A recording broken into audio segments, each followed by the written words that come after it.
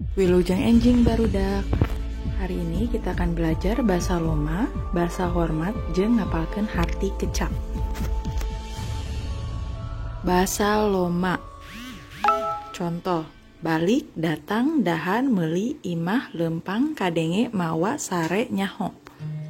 Bahasa hormat. Contoh: mulih, dongkap, tuang, meser, bumi, mapah, kadangu, nyandak, kulem, uninga. Ngapalkeun harti kecap, menghafal arti kata. Kasohor, kakoncara, kawentar, terkenal. Di ngadeg-deg, disalampeurkeun, didatangi. Mendok, tutumbuhan rawa pikeun nyieun samak. Parabot, pakakas.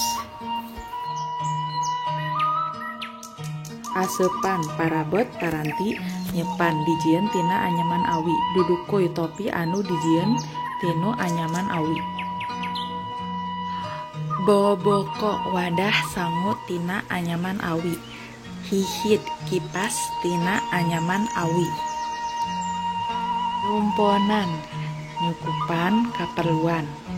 Diekspor, dikirim ka mancanagara. Hatur nuhun.